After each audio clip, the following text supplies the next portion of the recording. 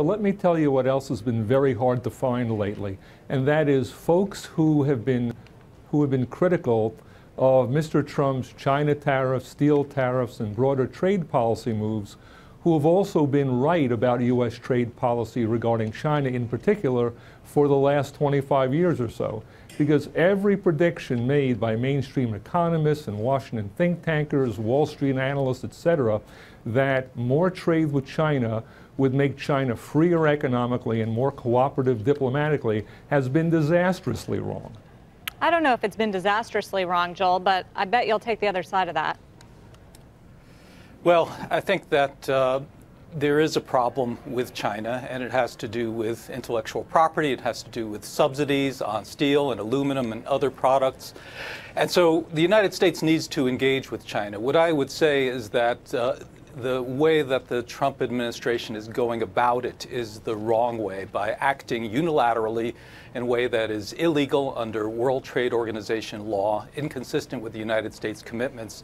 The United States should work with its allies, should work with those G7 countries that we offended in Charleroi, and find a way to deal with the problem that is China. And I think that if the United States operated in that kind of diplomatic, cooperative context with its allies, that China would listen up and would respond in an appropriate way. Yeah, I mean, that's the criticism, Alan, right? That President Trump deserves some credit for calling out China on unfair trade practices and pointing out that that is a problem for the way we do big business. The problem is the way he's going about it. These tariffs, this sort of aggressive behavior that doesn't lead them to the negotiating table, it leads them to fire back and hurt American companies.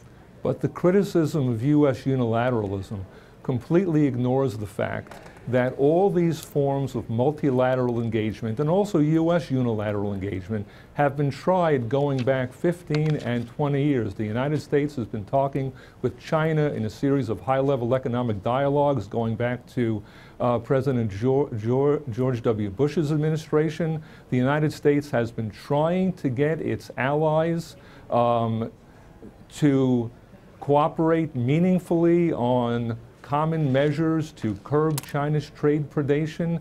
It's gotten nothing but talk. There has been a G7 working group on steel overcapacity since the end of 2016. We have seen absolutely no progress whatever on that score, despite various expressions of criticism for China's state subsidies. So the idea that Washington hasn't tried engagement is completely untrue. Hey, Joel, I heard an economist say this week, realistically, trade deficits don't matter, that we're going at it the wrong way. Well, okay. I heard one of them say that this way. Do you agree with that? Right. And is balancing a trade relationship really a goal that we should be going after? So trade deficits are caused by the difference between national savings and investment. Trade policy doesn't affect trade deficits. And by the way, bilateral trade deficits like the one with China are even more meaningless because they result from the fact that we happen to buy a lot of goods from China that they don't ask us to send us other goods in return for. And if we addressed the bilateral deficit with China, we would just have a bigger deficit with Brazil or Canada or someplace else. So the deficit problem, the one that President Trump has focused on, is a red herring. It's a mistake.